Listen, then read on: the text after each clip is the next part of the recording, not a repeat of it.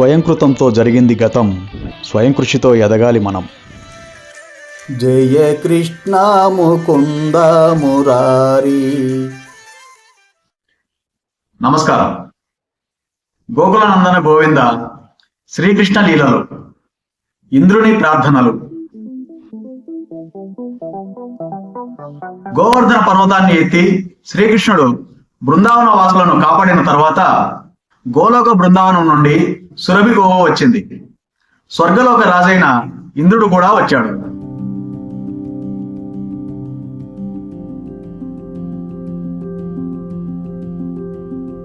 తాను చేసిన తప్పు ఎరిగి ఉన్నందున ఇంద్రుడు రహస్యంగా ఏకాంత ప్రదేశంలో దేవాది దేవుని ముందు ప్రత్యక్షమయ్యాడు. సూర్యతేజంతో ప్రకాశిస్తున్న తన కిరీటముతో అతడు వెంటనే శ్రీకృష్ణుని పాదపద్మాల ముందు మోకరిల్లాడు. శ్రీకృష్ణుడు ఇంద్రునికి ప్రభువు, అందువలన అతని మహోన్నత స్థితి దేవరాజుకు బాగా తెలుసు. అయినా ఆ దేవదేవుడు క్రిందకు దిగివచ్చి బృందావనంలో గోపుల మధ్య జీవిస్తాడని అతడు ఊహింపలేకపోయాడు. శ్రీకృష్ణుడు తన అధికారాన్ని త్రోసిపుచ్చినప్పుడు విశ్వంలో తానే సర్వస్వమని, తనతో సమానమైన శక్తిమంతులు ఇంకొకరు లేరని తలచిన కారణంగా ఇంద్రుడు కోపోద్రిక్తుడయ్యాడు. కానీ ఈ సంఘటన తర్వాత అతని మిథ్యాగర్వము నశించిపోయింది. తన ఆధీన స్థితిని బాగా తెలుసుకున్నవాడై అతడు శ్రీకృష్ణుని ముందు చేతులు జోడ్చి నిలిచి స్తోత్రము చేయనారంభించాడు. ఇంద్రుడు ఈ విధంగా స్తుతించాడు: గోపాలురు ఇంద్రయజ్ఞము చేయకుండా ఆపి నీవు నా పట్ల అపరాధం చేశావని గర్వంతో నేను విర్రవీగుతూ తలచాను. యజ్ఞం కొరకు ఏర్పాటు చేయబడిన సంభారాలను, కానుకలను నీవే అనుభవింపగోరావని నేను భావించాను. గోవర్ధన పూజ పేరు మీద నీవు నా వాటాను తీసుకుంటున్నావని తలచి నీ పట్ల పొరబడ్డాను. కానీ ఇప్పుడు నీ అనుగ్రహం వలన నీవే దేవాది దేవుడవని తెలుసుకోగలిగాను. నీ దివ్య స్థితి విశుద్ధ సత్వ గుణస్థితి. నీ నామము, యశస్సు, రూపము, గుణములు, వస్తు సామగ్రి, లీలలు అన్నీ కూడా ప్రకృతికి పరమైనవి. అవి త్రిగుణాలచే ఏనాడునూ కలత చెందవు. ప్రకృతి నియమాలచే నీవెన్నడూనూ బద్ధుడవు కావు.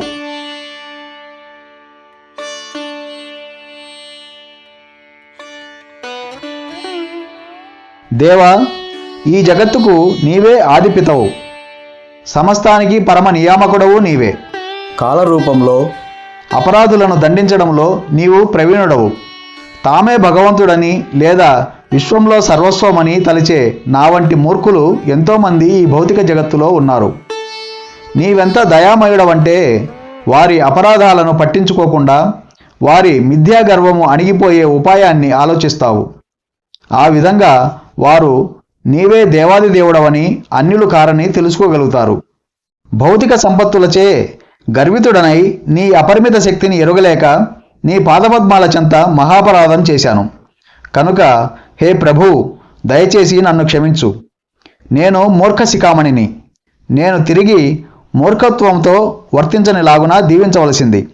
దేవా, నేను చేసిన అపరాధము ఘోరమైనదని, క్షమింపరానిదని నీవు తలిస్తే నేను నీ నిత్య సేవకుడనని విన్నపము చేసుకుంటున్నాను.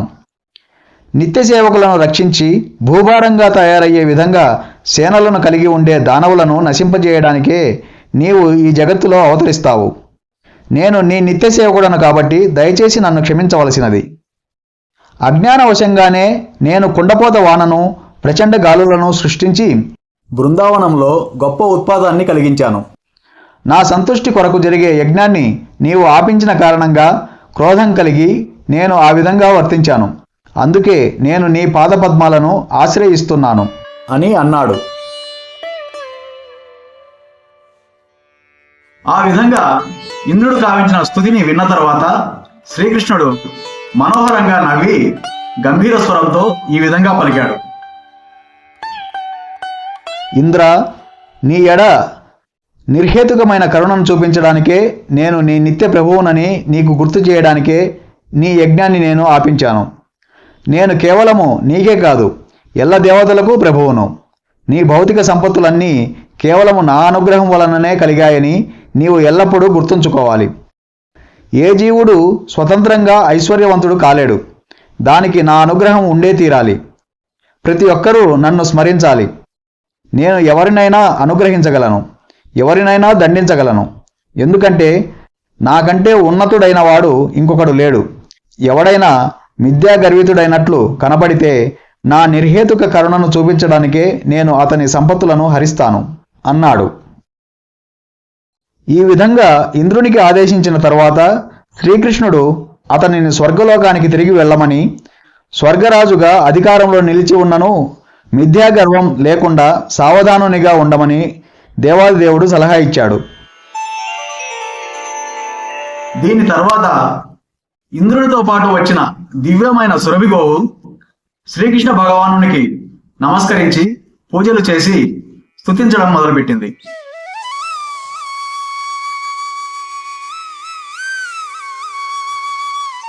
కృష్ణ, నీవు విశ్వాత్ముడవు కాబట్టి యోగులు అందరిలోనూ మహాశక్తిమంతుడవు. నీ నుండియే సమస్త లోకము ఉద్భవించింది. అందుకే ఈ ఇంద్రుడు బృందావనంలోని నా వంశజులైన గోవులను వధించడానికి శాయశక్తులా ప్రయత్నించినప్పటికీ అవన్నీ నీ ఆశ్రయంలోనే నిలిచాయి. నీవే వాటిని రక్షించావు. నిన్ను తప్ప వేరొకరిని మేము భగవంతునిగా ఎరుగము.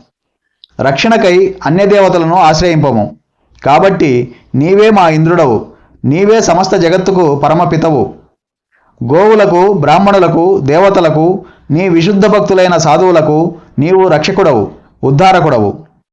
ఓ విశ్వాత్ముడా, నీవే మాకు ఇంద్రుడవు కనుక నీకు క్షీరాభిషేకం చేస్తాము. ధరణి యొక్క పాప భారాన్ని తగ్గించడానికే నీవు అవతరిస్తావు అని అన్నది. అప్పుడు సురభిగోవు తన క్షీరంతో శ్రీకృష్ణుని అభిషేకించింది. ఇంద్రుడు అతనిని ఐరావత తొండం ద్వారా గంగాజలంతో అభిషేకించాడు. తరువాత సురభిగోవులు, దేవతలు స్వర్గరాజు ఇంద్రునితో కలిసి గంగాజలంతోనూ సురభిగోవుల క్షీరంతోనూ శ్రీకృష్ణ భగవానుని అభిషేకించారు. ఆ విధంగా గోవిందుడు వారి పట్ల సంతుష్టుడయ్యాడు. ఆకాశం నుండి దేవతలు పుష్పవృష్టి కురిపించారు. సమస్తము చక్కగా పరిపూర్ణం కాగానే గోవులు ధరణిని తమ క్షీరంతో తడిపివేశాయి. నదులు నానా రకాలైన రసప్రవాహాలతో నిండి వృక్షాలకు పుష్టిని చేకూర్చాయి. వృక్షాలు మధువును స్రవించాయి. పర్వతములు, గిరులు శక్తివంతమైన ఓషధులను, విలువైన మణులను ఇచ్చాయి. కృష్ణుని సన్నిధి కారణంగానే ఇవన్నీ చక్కగా జరిగాయి. సాధారణంగా క్రూర స్వభావం కలిగి ఉండే హీన జంతువులు కూడా శత్రుభావాన్ని విడిచిపెట్టాయి. బృందావనంలోని గోవులకు నాథుడు గోవిందుడు అయిన శ్రీకృష్ణుని సంతృప్తి పరిచిన తర్వాత ఇంద్రుడు అనుమతి తీసుకుని ఆకాశ మార్గాన తన స్వర్గపురికి వెళ్ళిపోయాడు. జయ కృష్ణ ముకుంద మురారి